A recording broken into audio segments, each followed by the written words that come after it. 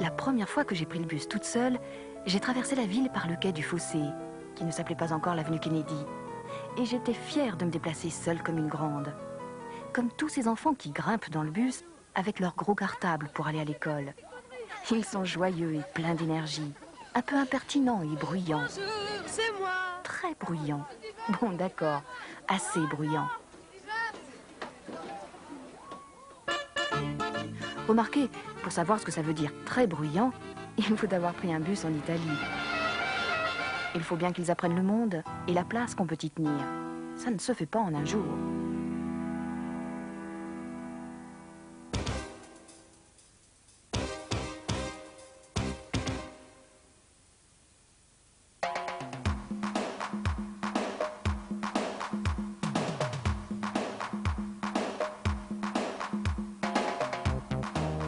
Ce qui est bien dans le bus, c'est que c'est le rendez-vous de toutes les générations. Chacun observe chacun, avec plus ou moins de tolérance, mais très souvent avec un sourire dans les yeux. C'est comme ça le bus, un lieu de passage, d'apprentissage et de brassage. Simple comme bonjour, simple comme la vie. Bonjour la vie, bonjour la différence, bonjour les trams. Prendre le bus, c'est prendre la vie en marche et faire de petits voyages pleins de découvertes. Vous vous demandez comment va le monde? Alors regardez autour de vous. Pas si bien, pas si mal. C'est un monde difficile pour tout le monde, contrasté et violent. Mais personne ne nous oblige à n'en voir que les mauvais côtés.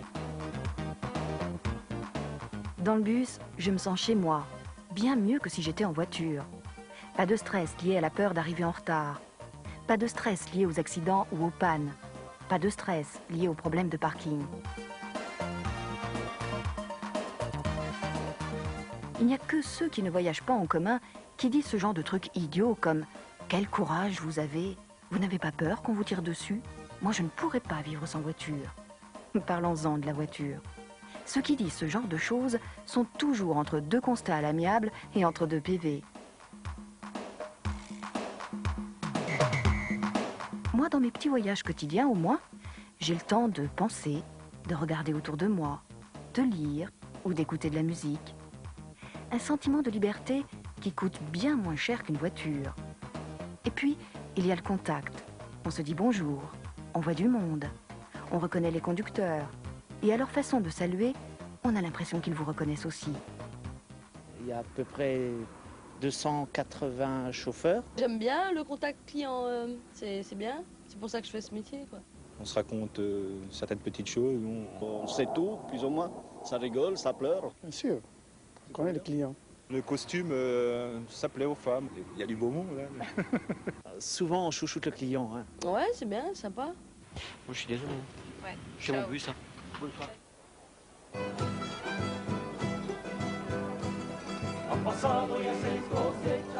Il faut que jeunesse se passe. C'est une vieille histoire. Les plus âgés ont toujours critiqué la manière dont s'habillent et se conduisent les plus jeunes. Quand je frimais avec mes jupes en Vichy et mes jupons, avec une choucroute sur la tête, ce n'était pas mieux, c'était même plutôt pire.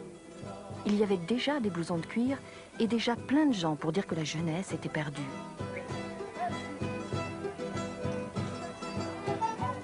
La jeunesse.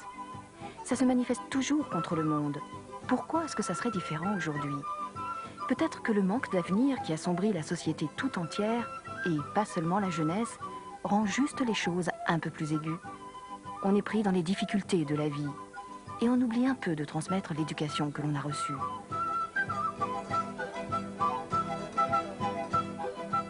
Qu'on ait 10 ou 70 ans, qu'on se fonde dans la masse, ou qu'on fasse l'intéressant, comme disait ma grand-mère, on partage tous le même instant présent. On a tous notre place dans une chaîne d'âge contrastée, pleine de mouvements et de remous. Des exemples? Ce contrôleur a une femme et des enfants. Cette dame a des petits-enfants, des arrière-petits-enfants, et aussi des amis de son âge. Ce jeune homme a une petite amie, des parents, un petit frère, une grande sœur. Si j'étais sa mère, je serais heureuse qu'il prenne le bus, plutôt qu'une moto ou une mobilette. On est suffisamment en sécurité dans un bus pour ne pas y porter de casque.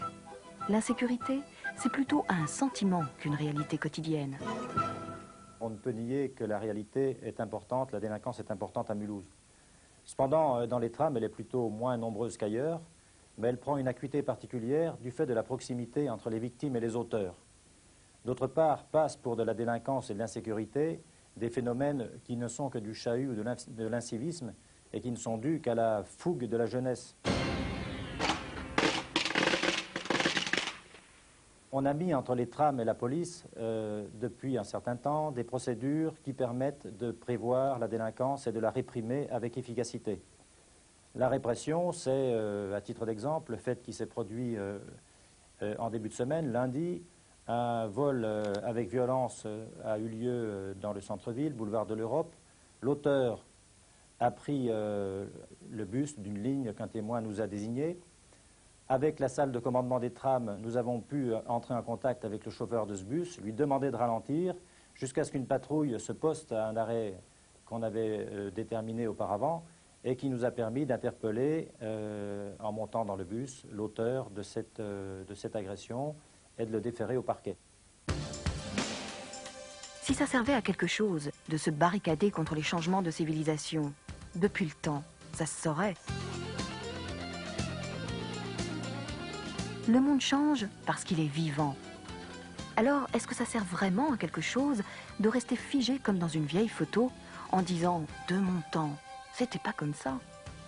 Chacun vit le présent à sa manière avec son histoire, sa culture et ses préjugés. La manière dont les trams font leur communication est très vivante, et ce n'est pas par hasard. Les trams vivent avec leur temps en prenant la vie des deux côtés, le bon et le mauvais, calmement, avec le sourire.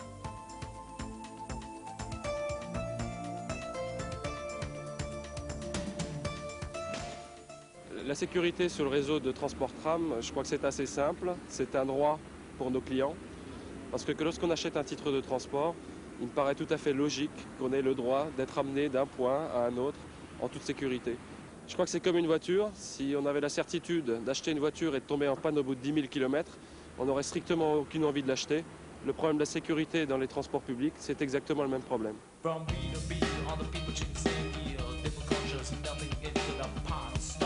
Quand on bouge avec son temps, ça ne veut pas dire qu'on oublie le passé, mais qu'on s'en sert pour comprendre le présent. Quand j'avais 20 ans, je ne risquais pas d'attraper le sida en étant amoureuse, et toutes les catastrophes du monde ne tombaient pas dans mon assiette à l'heure des repas. Ce n'est pas parce que la jeunesse rappe que le monde dérape.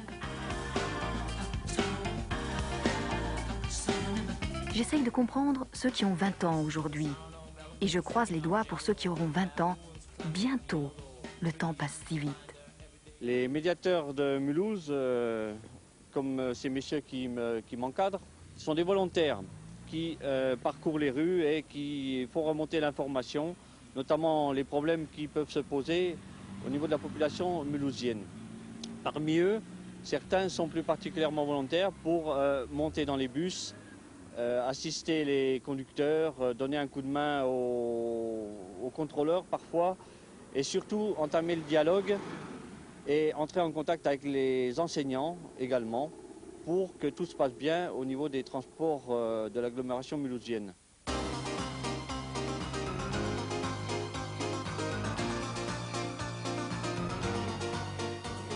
Il suffirait de si peu de choses, sans se prendre pour l'abbé Pierre ou Mère Teresa.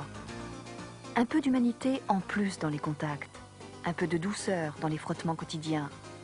Les autres ne sont pas des pestiférés dangereux, mais nous semblables. Les ressemblances, c'est bien plus important que les différences. Qu'est-ce que je vois si je regarde autour de moi? Un homme qui ressemble à un ancien copain de fac, une femme qui a la même coupe de cheveux que ma belle-sœur, ce jeune homme qui s'habille comme mon voisin, une jeune fille qui me rappelle la copine de mon fils, un gamin qui a le même jeu électronique que ma nièce. Et ce contrôleur, il a tout à fait les manières de mon premier prof de maths. Attentif, poli, mais ferme. Il sait bien, lui, que tous ceux qui montent comme ça ne sont pas des fraudeurs. La plupart ont leur abonnement dans leur poche, comme moi. Si les trams font un gros effort de prévention en matière de lutte contre l'insécurité, nous sommes aussi partie prenante au niveau de la répression. En effet, les infractions commises sur notre réseau sont quelquefois assez sévèrement réprimées. Le travail d'intérêt général est un bon moyen d'associer prévention et répression. En travaillant, la personne purge la peine et paye la dette qu'elle a envers la société. Sur un plan préventif, nous pensons qu'il est bon que des jeunes qui aient commis des infractions, surtout lorsqu'il s'agit de dégradation, puissent se rendre compte eux-mêmes des difficultés qu'il y a à réparer les dommages commis.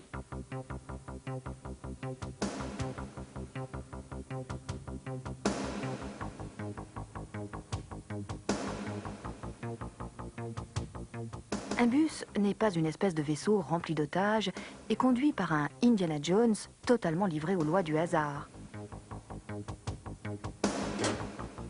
Conduire un bus, c'est un métier polyvalent et parfaitement maîtrisé. Non seulement les conducteurs sont formés à la conduite en souplesse, mais ils sont aussi formés à comprendre le monde qui les entoure.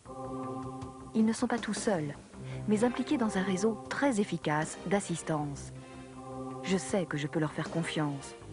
Ils sauront trouver la solution juste aux petits comme aux gros problèmes. Vous êtes donc ici au poste central où le régulateur, à l'aide de 2 écrans, voit constamment où se trouve l'ensemble des véhicules qui circulent sur le réseau. Les conducteurs, eux, peuvent nous appeler à tout moment par appel radio, nous signaler les problèmes qu'ils rencontrent. À nous alors d'intervenir le plus rapidement possible avec les outils et les personnes mis à notre disposition. L'équipe de sécurité, une équipe de contrôle, éventuellement le SAMU quand c'est une personne qui est blessée dans un véhicule, ou alors pour un problème plus grave, l'intervention immédiate de la police.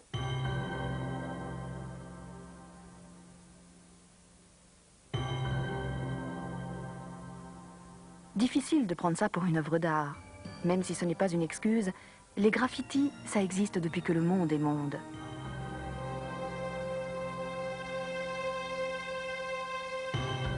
Mais comment se faire remarquer dans un monde qui vous remarque si peu?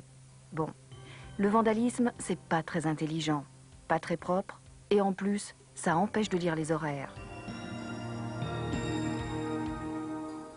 La sécurité est aussi un ressentiment, d'où la nécessité de réparer dans les meilleurs délais le vandalisme. 2 éléments sont à prendre en compte.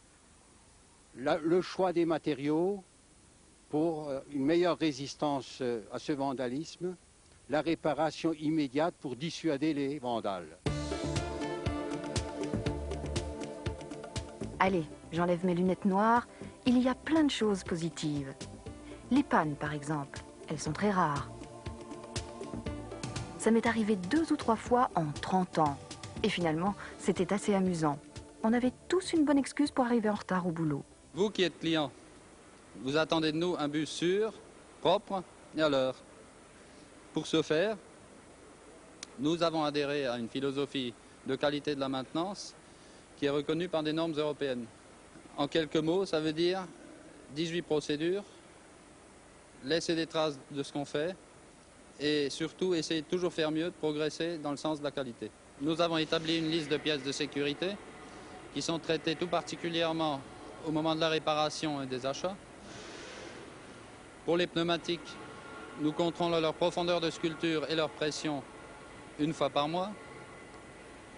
Pour les freins, chaque véhicule passe au moins 4 fois par an au banc de freinage. Non seulement les bus, ça roule bien, mais en plus, ça roule confortable. Pour ceux qui sont dedans, ouverture et fermeture des portes sous contrôle, freinage, ça se passe en douceur. Vous pouvez voyager en toute sécurité dans nos véhicules. Nos conducteurs sont formés à une conduite velours spécialement adaptée pour le transport urbain.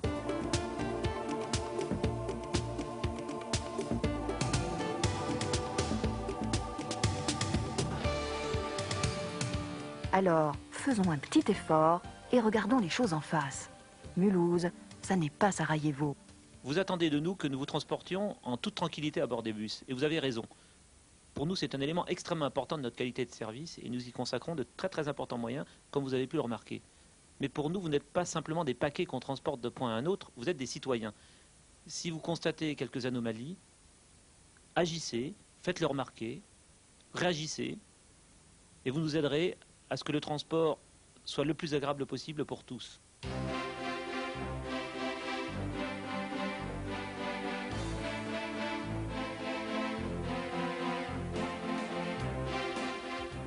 En admettant que j'ai eu besoin d'être rassurée, c'est fait et bien fait. Les trams, j'y suis fidèle depuis toujours et je vais continuer, très très longtemps j'espère. J'ai des droits et des devoirs, comme chacun d'entre nous. Et comme tout le monde, j'essaie de traverser la vie du mieux possible. Alors, quand on me rend un vrai service et qu'on le fait avec cœur et professionnalisme, je sais l'apprécier. Les trams, je leur fais confiance.